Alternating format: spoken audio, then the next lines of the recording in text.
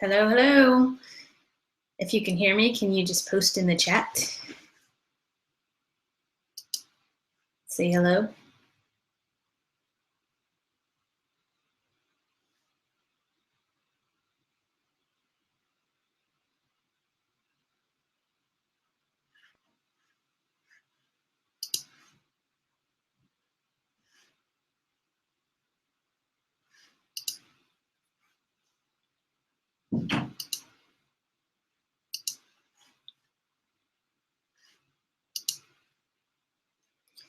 Greetings. How's everybody doing? Awesome.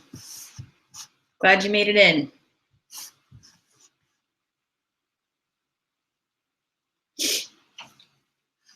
I haven't done one of these in a while.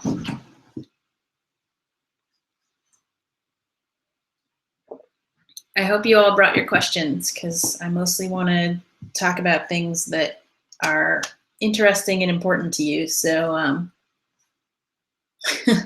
where in the Midwest are you, Jeannie?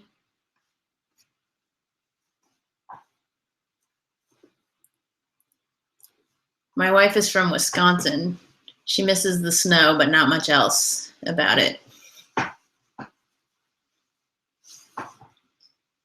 And actually, looks a little nasty outside right now too, but I'm okay with it because we've planted some of our gardens. So now when it rains, I'm like, well, we don't have to water. 200 feet from Chicago. All right. Nice. Chicago's in the house.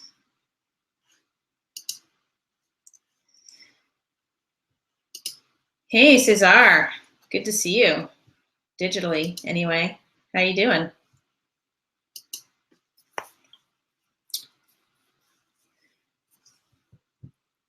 She is from a suburb of Milwaukee. She won't take me back there. So I've only ever been to Madison, and that was for a conference. Oh, snow and custard she misses from Wisconsin. Those two things.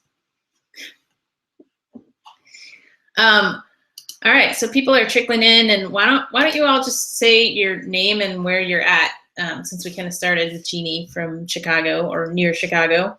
Everybody else want to chime in and say your name and where you're at in the world?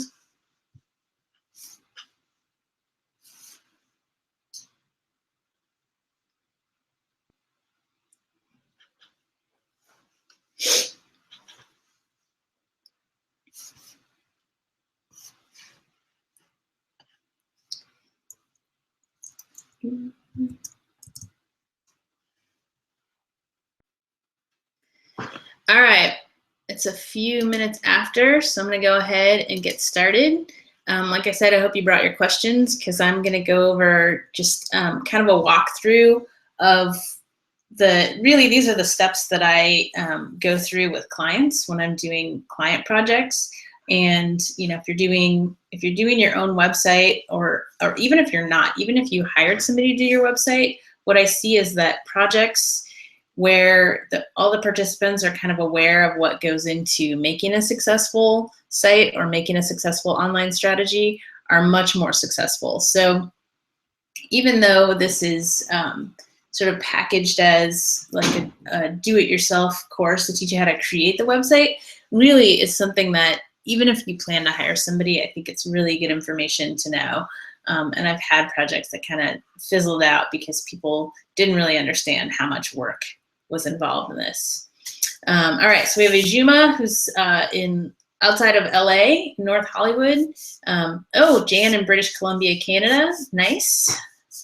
Jeannie from just outside Chicago, and Cesar, if you want to chime in, you can chime in with your name and where you're at. Okay, so the first thing I'm going to talk about is just kind of the foundation of what makes up. Yeah, I know I type a lot, Jeannie. Sorry. I'm going to talk about the foundation of what actually makes up a website, because a lot of people, if you're running your business and your core business isn't about technology, a lot of people don't actually know what goes into making a website. So at the core, you need an address, you need a URL, somewhere that your website is going to live. So your domain.com, in my case, it's carveldigital.com. I also have a personal blog at Karanda.com. So that's your address. And you get that from a company called the Domain Registrar, and they basically exist to sell you sort of your space on the web. And what they do is they make it so that when you type in, Karanda.com, it actually goes to the right place. And the real address is, some random number. It's called an IP address, and it's like 240.64.0.1 or whatever. Nobody's going to remember that. So you have to have your address, and you get that from a domain registrar. My favorite domain registrar is hover.com. And I like them because that's all they do, is they register domain names. They do a little bit of email, but they don't also offer hosting. And a lot of, I'm going to talk about hosting next. And a lot of times when you get companies that offer both, they want to sell you both. And I like to keep those things separate, and I'll talk about why in a second. So the next thing you need is a web host, because your files, the code that actually makes up your website, has to live somewhere on a server. So you pay a web host to host your website files. And yes, it was hover.com, Jan. And I can post all these links too. I'll send you guys a follow-up with all these links and anything that I mentioned. So your web host basically stores all of your files, all the code that makes up your website. And then when someone types in the URL, they serve it up and deliver it to the browser.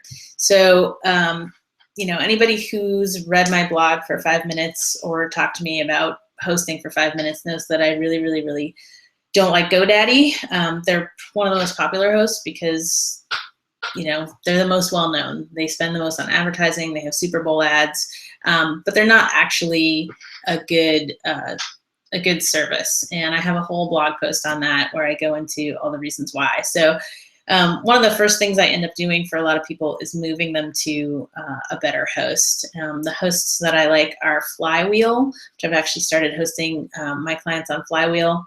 And SiteGround is really good, and also Site5. But the thing about hosting is just, especially if you're going to ever hire a developer to help you, is you want to have a good host, because we're the ones who actually will have to interact with your host and get access to the files and things like that. So those are kind of the pillars of things you need to have to make up your website. And one of the most important things is that you need to, as the business owner, you need to make sure that you own those things. And probably the beginning of this journey of me creating this course started with the fact that a lot of times people would come to me for help and they literally would not own their own hosting or their domain. So I would say, well, okay, give me access to your files, give me your web host login, give me your domain login. And they would say, oh, the developer, my other developer set that up, so I don't have it. And that is kind of the equivalent of, if you were going to open a physical shop or buy a home, for instance, that's the equivalent of letting your real estate agent sign the papers. The real estate agent is there to facilitate the transaction, but it's your house, it's your business, it's your building, it's your website. So your name has to be on the dotted line. You need to own that. And, I'm such a broken record about this because it's still so prevalent. And so if you take nothing else from this, please go and spread the word that no matter how tech phobic you may be, you still need to own that stuff. Like, I live in a house and I don't like doing house projects, but that doesn't mean I'm going to let somebody else take control of the house. All right. Cesar from Portland. I know, Cesar, I just didn't want to call you out without you calling yourself out. Cool. Jeannie, have you had bad experiences with GoDaddy? Most people, especially most developers I've talked to, have, and they maybe are trying to clean up their act a little bit. But I always say, it's not like having an alcoholic parent. You don't have to give them a second chance. There's plenty of great web hosts out there.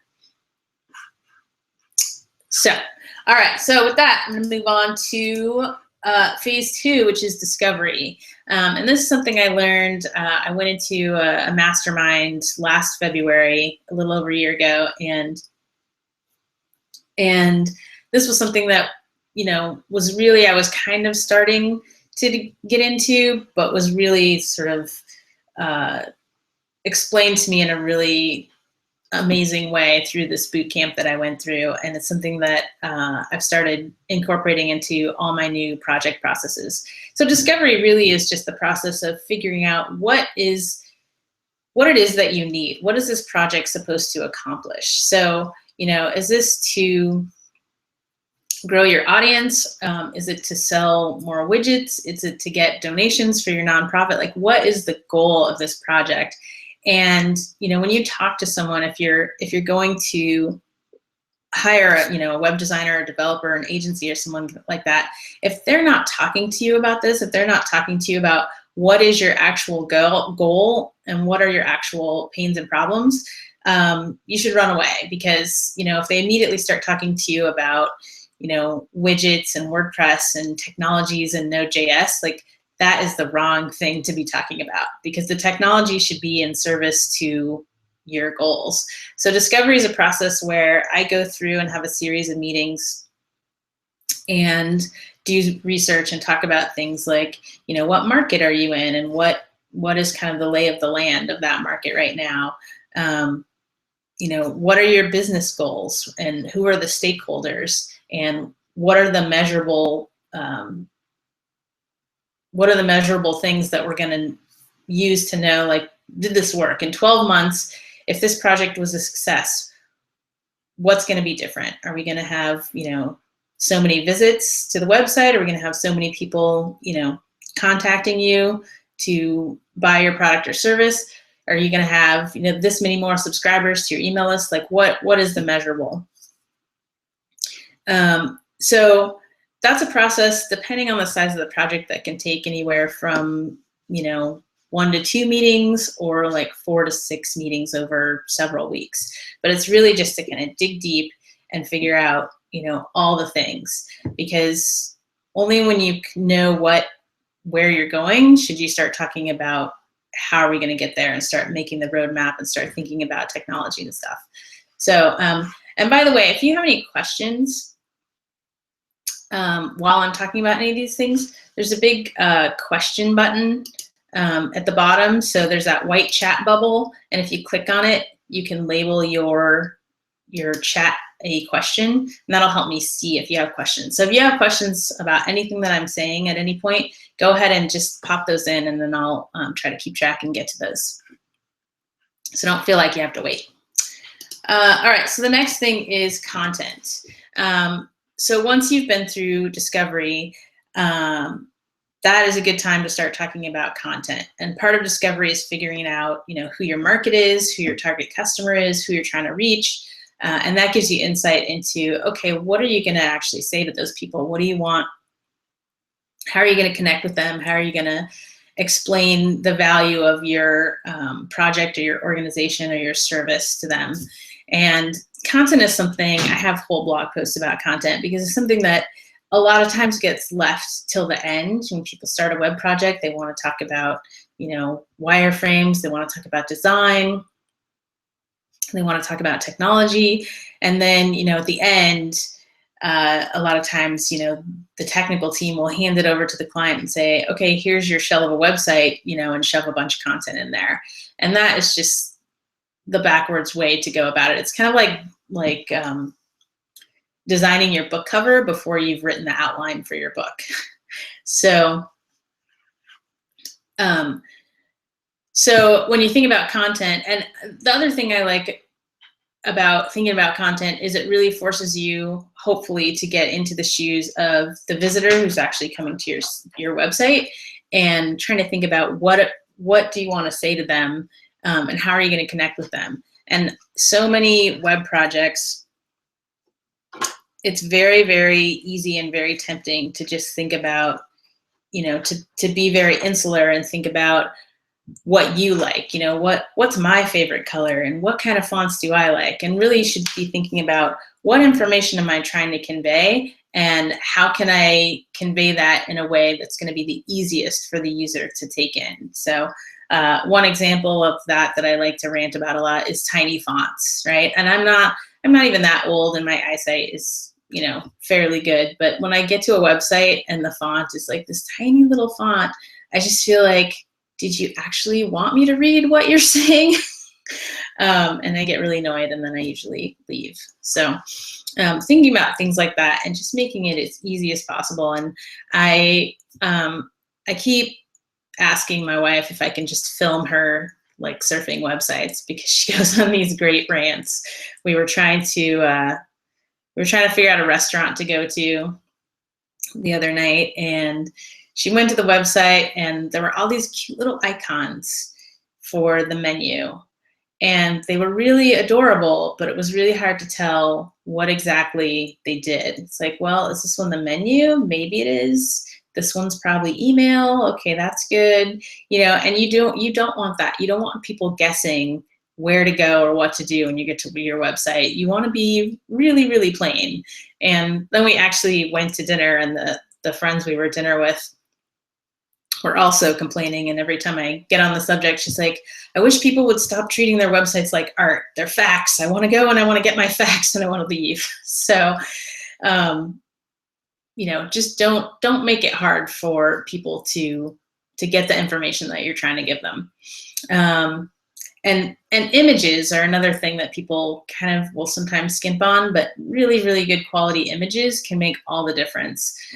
There's a great presentation I went to that a designer did talking about people always asking, can you make it like Apple? And I have a blog post about this too. Like, oh, can you make it like Apple? Well, he put up the Apple website, but he switched out all the images for the really, really, really old Apple products. Like, you know, so no longer did they have those like big shining, you know, huge images of Retina screens. It was just like, oh, this little Mac from, you know, 20 years ago. So really the content is the website, and you have to let that drive your design and drive your decisions. All right. So technology, I'm not going to talk about a whole lot today. But when we get into the course, one thing I do is you know, just like anything, processes and sort of, you know, manufacturing processes, if you will, for making websites have evolved considerably in, you know, and continuing to evolve, and it's a really fast moving target. But what that means for us is that it's easier than ever to get a website that really looks nice and professional, that you don't have to know how to code to do. And there are solutions out there that already do that, like Wix and Weebly and, you know, GoDaddy Page Builder, Squarespace. The reason I like WordPress for this, and I like to use WordPress tools, is because you still own your content. All of those other, with the exception of maybe GoDaddy Web Builder, but all of those other resources are what we call closed source, which means, you know, you don't know how those are made. It may or may not be easy to export your content if you want to move to something else. With WordPress, you know exactly what you're getting, because you can go and you can look at the code and you can look at how it's built. It's easy to export if you decide you want to do something else with your content.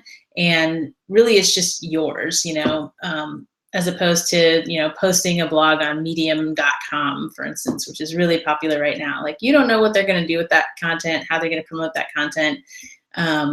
You know, it's basically theirs as soon as you do that, and you don't have control over it. So imagine if you built your entire, you know, business platform on MySpace or Friendster, you know, like where you would be now. So even if you use WordPress.com, which is the hosted solution, it's still your content, and you can still take it and pack up your toys and go home if you want to. And I really like that about it. So I have a lot of different tools that I use and recommend to make websites quickly. And I actually have a blog post about how I redid my own site, which I did just last month. And we were going on vacation in 2 days, and I decided I just really needed to remake my site, because I had been wanting to do it for a year. So I kind of took all the things that I recommend and that I was telling my students to use, and really just focused on what am I trying to achieve and what am I trying to say, and use the tools to help me create that really quickly. Anybody have any questions so far about anything I've said? You can pop those in the chat box and use the question button if you do. So there's two more things, sort of two more sections to the blueprint. The next one is marketing, and this is another often overlooked area because it's so much work just to get the actual website like live where people can view it. And especially with small businesses and people who are starting out, it's so much work to just get the thing live, just get the thing launched to the world. But then you're like, whew, you're kind of like, okay, we're done. We can relax. It's like, well, not really, especially today when there's so many sites. You really have to market yourself. Otherwise, no one's going to see your website. No one's going to visit your website. I kind of look at it like this. If you buy a car, which many people do, you kind of know already that you're going to need the stuff for the car. You're going to need to get insurance for that car. You're going to need to do maintenance on that car, or it's going to stop running. You're going to need to put gas in that car every so often, or it's going to stop running. So that's kind of how I view websites. It's like, yes, you have to get the website, and it has to be, what I call a level 1 website, which is like it works, it's mobile friendly, it's got all the basics that you need. It's a good platform for you to build your marketing, your online marketing on. So I think a lot of people, oh, Jeannie, you made a meme of this. Okay, I'm definitely gonna need to see that. So marketing is just basically the business of letting people know that you're out there, getting people to your site, and actually capturing those leads, because rarely do people buy or sort of interact with your brand or service on the first try. So there are so many ways and tools to do that.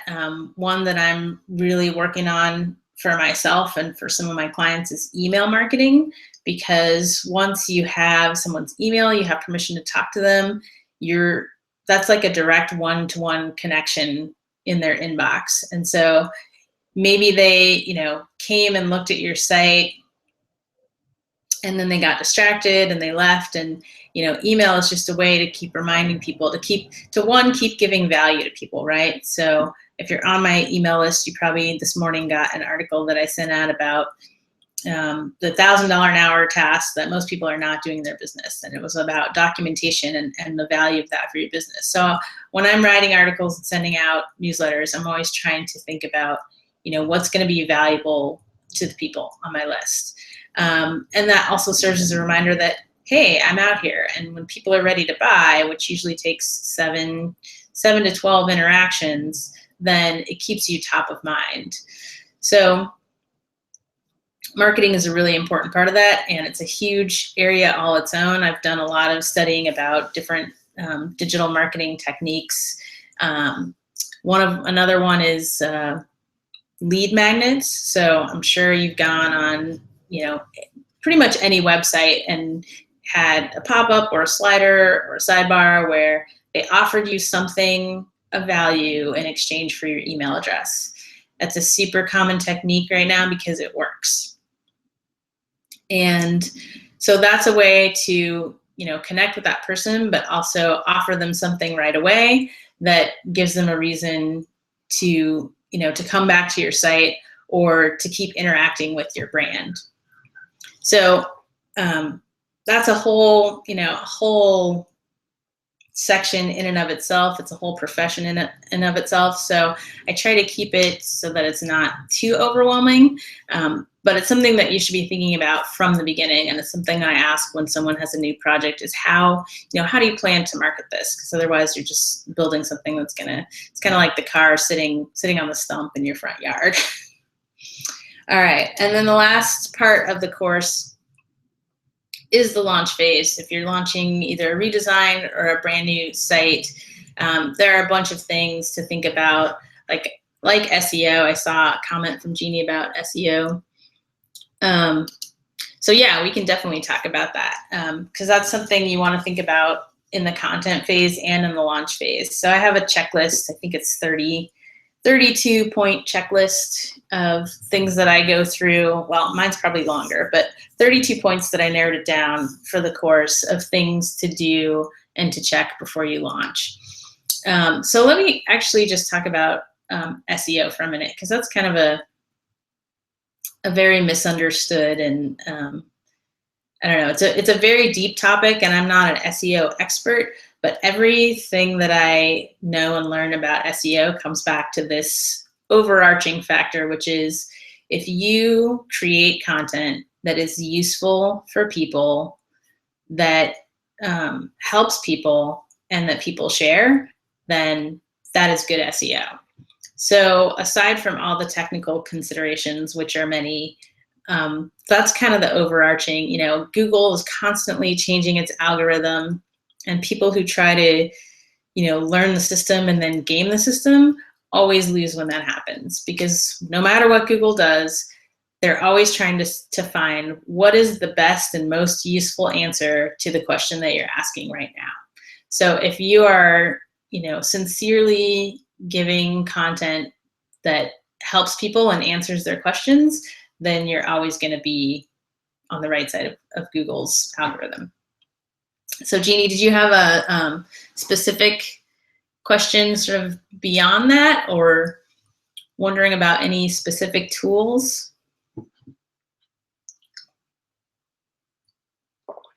If you want to learn about SEO, the best place, especially if you're not familiar, is Moz, a company based in Seattle. It's a company based in Seattle, and they're basically, sort of the acknowledged overlords of SEO knowledge.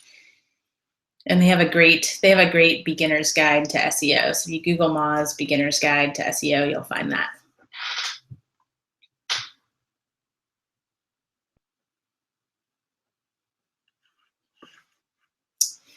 So Jeannie's wondering about best practices to build SEO into content creation and to consider it when doing discovery. So like I said, when you're doing discovery and you're creating content, you really want to be thinking about, if you're thinking about people and being useful to the people that you're trying to serve, then you're going to have good SEO kind of built in. But in terms of the actual technical things, so the URL is very, very important in terms of hierarchy. So that's why when you're using WordPress or anything, you want to have URLs that actually are what we call friendly URLs, or pretty permalinks, where the URL kind of describes what the article is. So, by default, WordPress URLs are like, yourdomain.com / and then a question mark and then post ID equals something. That doesn't really tell people or search engines anything about what they're going to find when they get to that link. So the URL is one of the most important things. Then the excuse me. Then the title. And so title tags come in 6 levels. There's H1 through H6. So H1 is usually going to be the title of your article or your title of your page.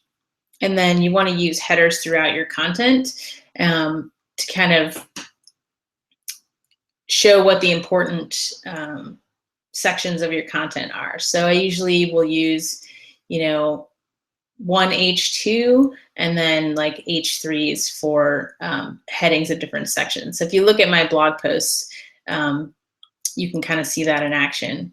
And you want to try to figure out what keyword you're trying to target with a particular piece of content. So if your keyword is fundraising for nonprofits, you want to make sure that keyword, you want to try to have that keyword appear, in the title, in the URL, in the headers, in your content. And you don't want to do it in a way that's unnatural. So there's a line between, you always, in the line between being useful for people and keyword stuffing. You always want to fall on the side of people.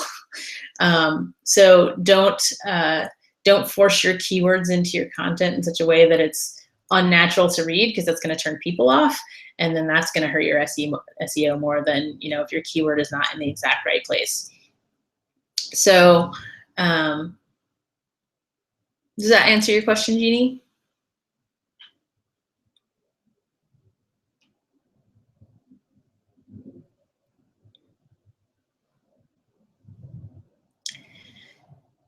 So at this point, I'm really just open to, you know, questions you have about,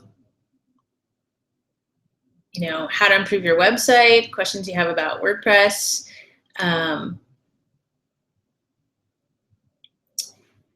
questions you have about the course.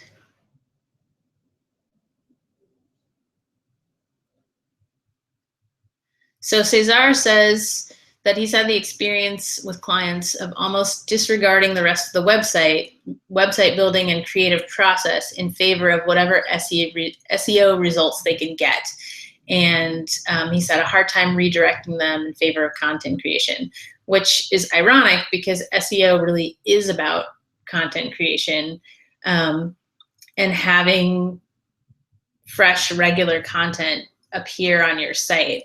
And not just, so you can't just create content for the sake of creating content with, you know, the overarching goal being like SEO.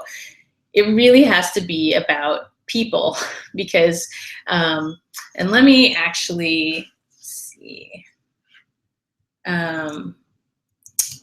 Let me find,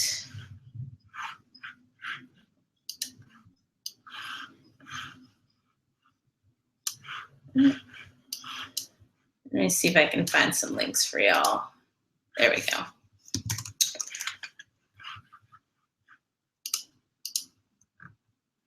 So,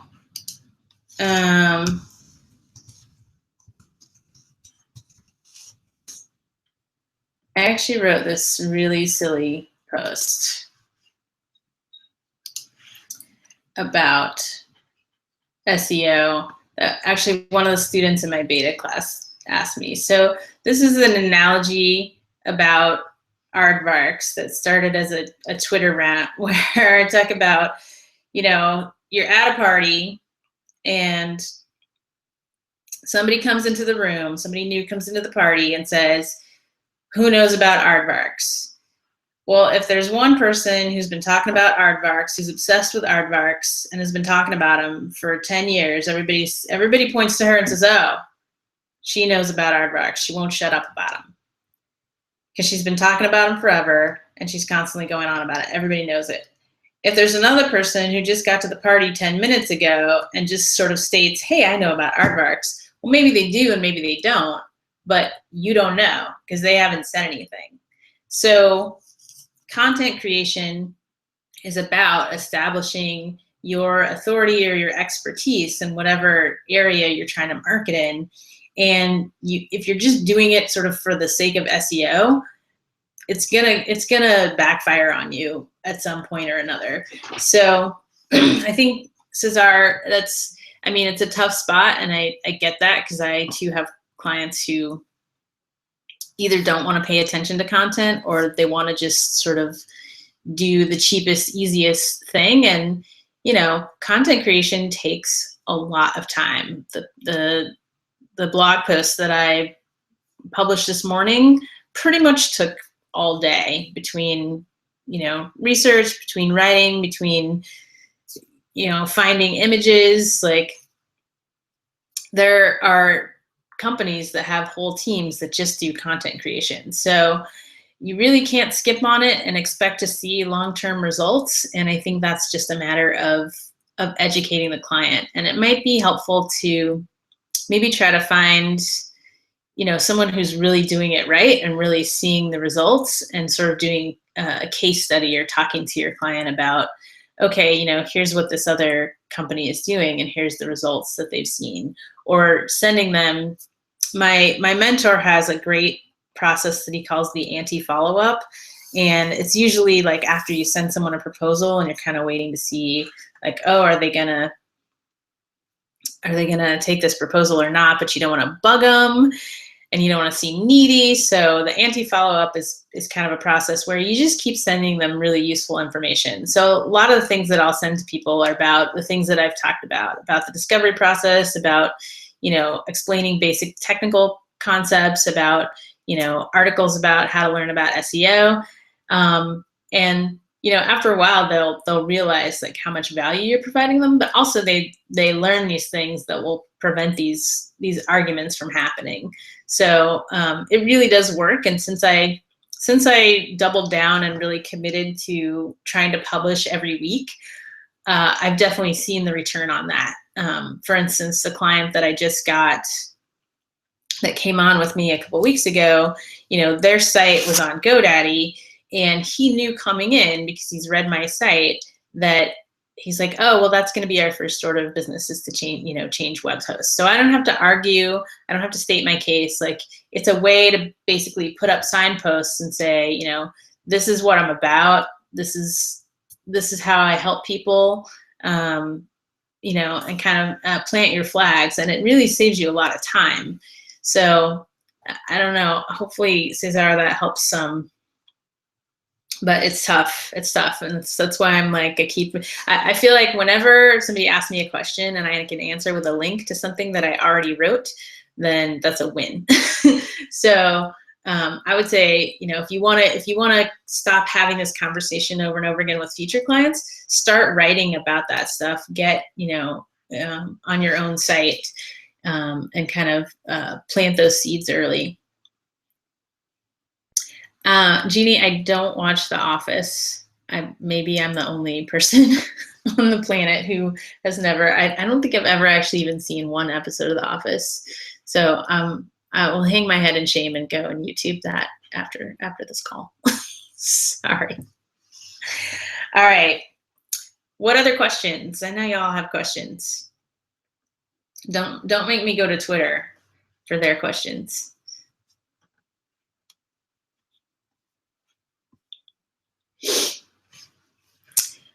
So while you're thinking, let me throw up a few more. Here, let me post this in the chat if anybody wants to read that. And someone asked about Hover.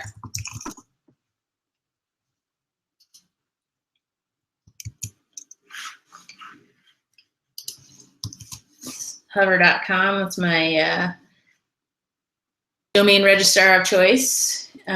For hosting, I like Flywheel.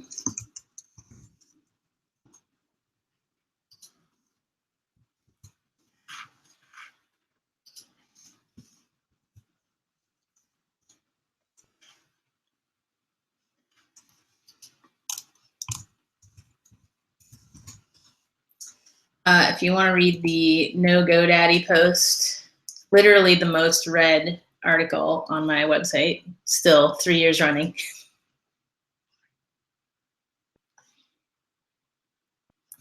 All right, Cesar is working on typing up a question.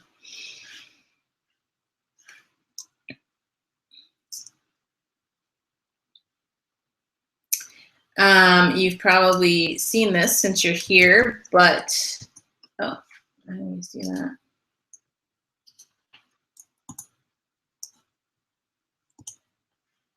Yeah.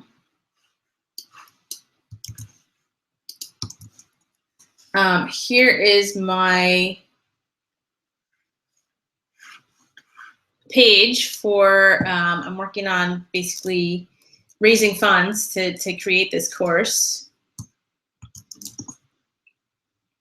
And you can actually pre-register for the course. If you're thinking about taking the course, you can actually pre-register for 20% off. So I've got a discounted course registration perk that I put up there, and that's a great way to kind of get in first and get in for a little bit of a discount. Jan, complete newbie question, best place to learn WordPress really well. I have not, so this is a challenging question for me because I have expert curse, right?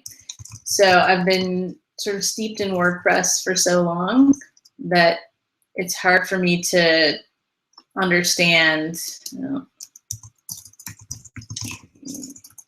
Treehouse.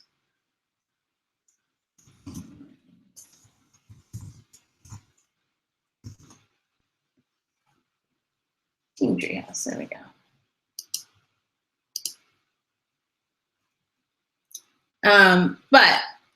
So Treehouse is an online learning software, and they're actually based here in Portland, and they have a really comprehensive WordPress course.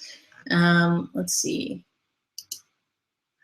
I don't know if you can see the courses if you're not signed in, and I don't have an account anymore, but I'm pretty sure you can get a free trial, and they have really well structured kind of WordPress courses. Jan, I'm working on, I mean, this isn't my course is WordPress specific. I'm going to be teaching people how to create sites in WordPress. So, but it is also more overarching in that I'm going to be teaching, all the principles that I talked about, marketing, design stuff, although I'm not a designer. There's kind of some basic design things.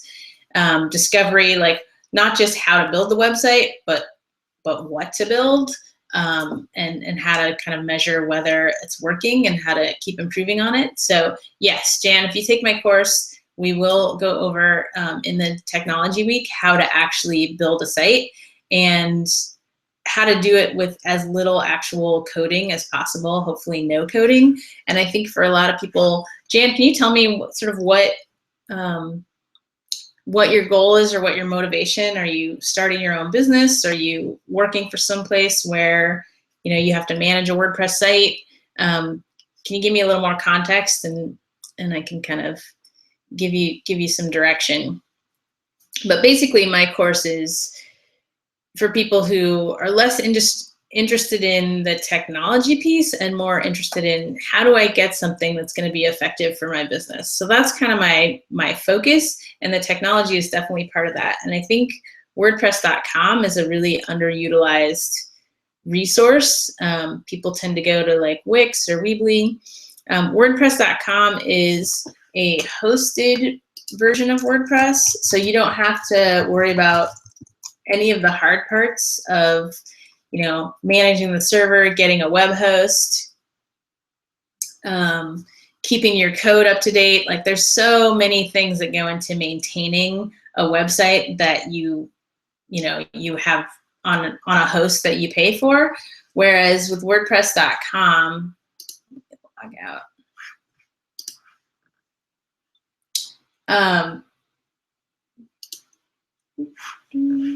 You basically sign up, takes 5 minutes to create an account, and then you have access to hundreds of thousands of themes, and you can sort of pick one that works for you and really just worry about the content part of your website. All right, so Jan, did you want to start your own business and HTML, CSS, jQuery, etc.? All right, so yeah, so Jan, I would take a look at Treehouse, because they do get into the coding and the how to create themes, and how to really manage WordPress on a coding level. So if that's something you want to do, I would definitely look at Treehouse. And if you email me, or I have your email, if you email me and remind me that you're looking for that stuff, I'll also kind of brainstorm and think about what other resources might be good for you. Because I think it's an awesome. I mean, that's basically how I started. I got fired from my job, and I was at a company where I was building sites with Drupal, which I'll never go back. And so I just kind of went all in on WordPress, and literally 25% of the internet runs on WordPress. So it's a really awesome platform with a really huge market share, and it means that there are tons of resources. So inevitably, when you sort of hit the wall and are trying to figure out something that you don't know, you can reach out to a ton of different directions, and there's a ton of resources to figure it out. So Jan, that's awesome, and you should email me so I can send you any more things that I think of. All right, so Cesar, let's see what's going on.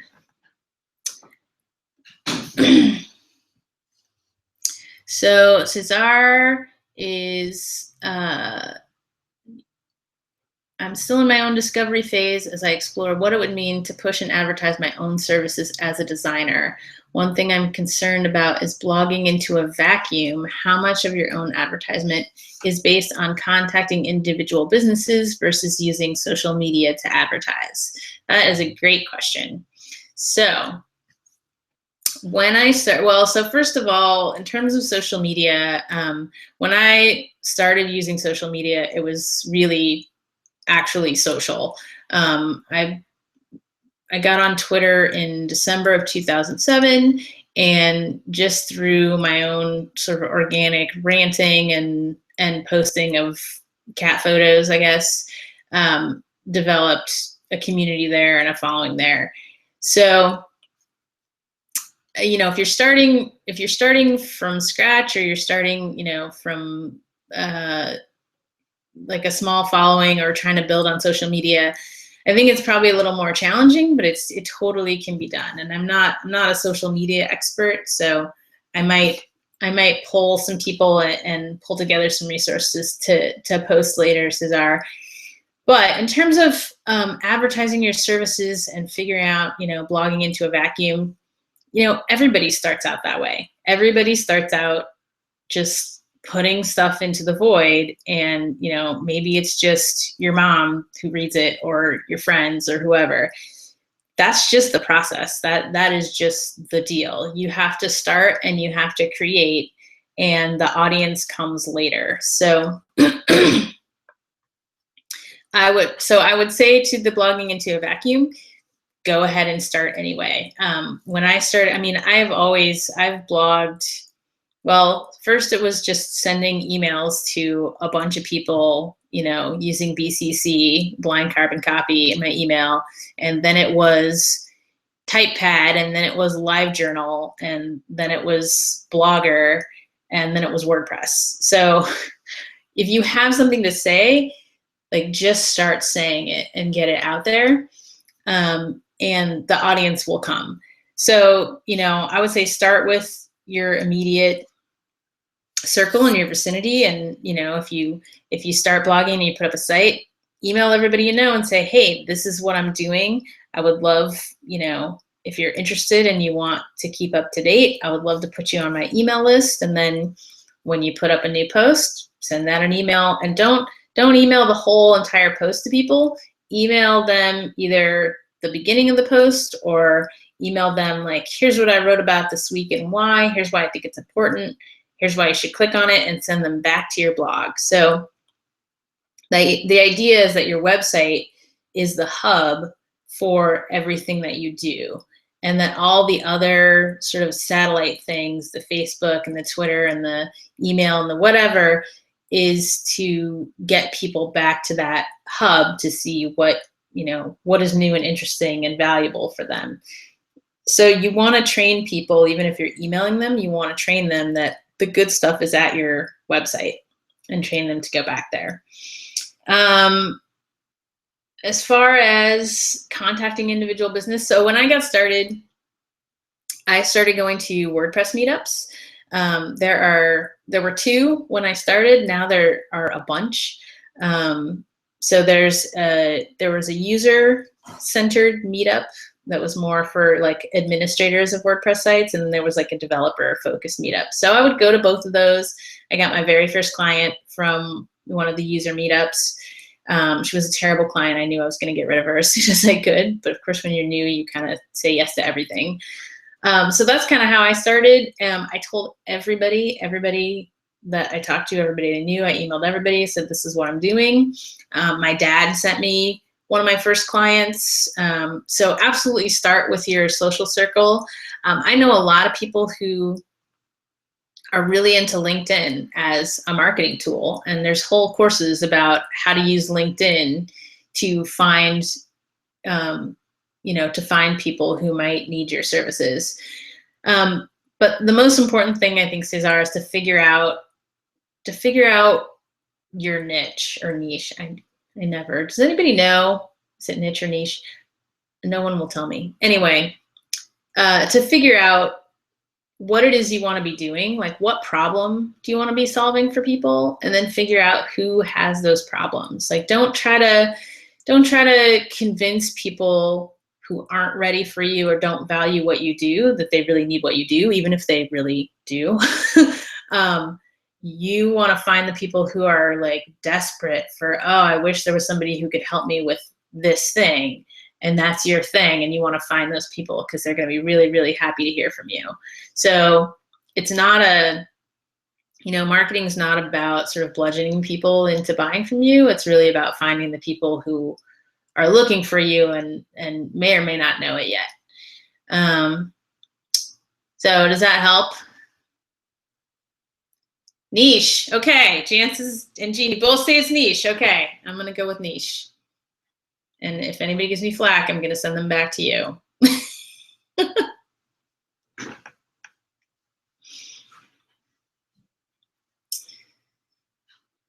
All right. We got 10 minutes.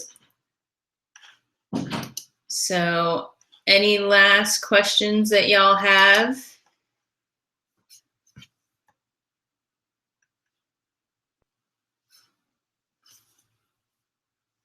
See, I learned something new. I learned how to say niche.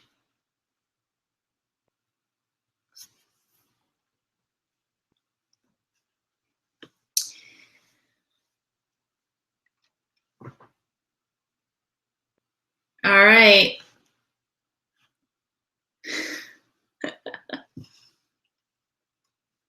Yes, you can totally tweet at me. I'm probably going to do this again a couple more times in the next few weeks. So yeah, if you think of something, down the line, totally tweet it at you. If I don't get back to you on Twitter, I'll probably put it in the next thing.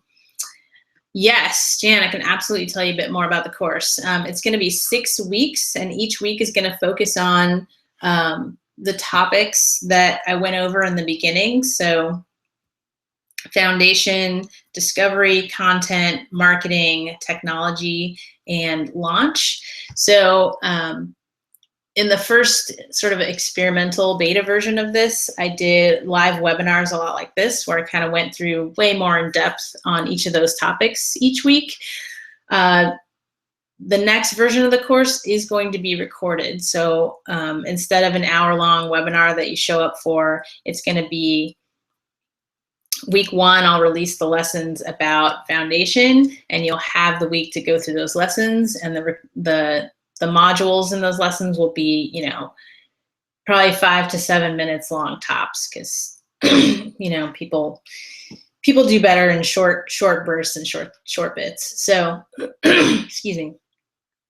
So there'll be a membership site where you'll log in, you'll get access to the course, you'll go through the lessons, take the quiz if there's a quiz for that lesson. You'll have access to the whole community of people who are also taking the course, so we can have conversation that way. And then we'll have a coaching call once a week to basically go over any questions about the topic for that week. So we're going to do that for 6 weeks. And one of the things that was challenging with the beta version was when we got to technology and sort of trying to give people tools to actually create these things. That's going to be probably a big week, and I'm going to really create a lot of detailed screencast walkthroughs about how to do specific things. And it's probably going to be, especially this first round, focused on using WordPress.com to do that, because if you're really not technical and you're not familiar with WordPress at all, I think it's unrealistic to go from sort of zero, I've never touched WordPress, to I'm going to have my own self-hosted site and, deal with htaccess and like all the little things. So that's, so I'm going to focus on, doing things on WordPress.com. There will be some tools for folks who already have self-hosted sites, or folks who are a little more technical, some walkthroughs and some tools that I use. And I'm sitting down with my cousin this Sunday, and we're going to actually create, she's a amazing artist and painter, and we're going to actually create her site. So that's going to be cool, because it's going to be really great for me to sit down with someone who is a beginner and see, like, okay, what does this feel like from the beginner standpoint, which I haven't done in a while. So Jan, does that kind of answer the questions? Once the actual lessons have all been released, there's still 6 months of access to the community. There's lifetime access to the course material, but there's 6 months of access to the community, the forums, the coaching calls, and all that kind of stuff. And then if you want to continue that, then you can just go into like a regular monthly membership.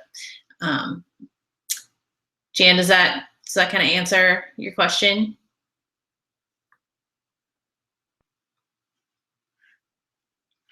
And really what I want to drive the material is what are the pains and challenges that people are actually having. And that's part of the reason that I like doing these and talking to people about, you know, what are you thinking about? What are your challenges in terms of figuring out this web thing? So, and I just enjoy it. I like talking to people. It's way more interesting than coding.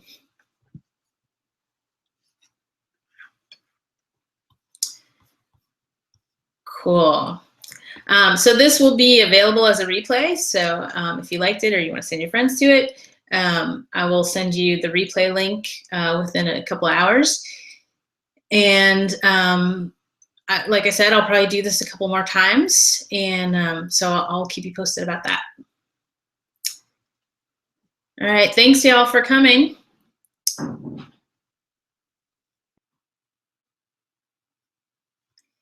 And yeah, so tweet me at Carvel Digital if you think of any other questions that you want me to address in the next one.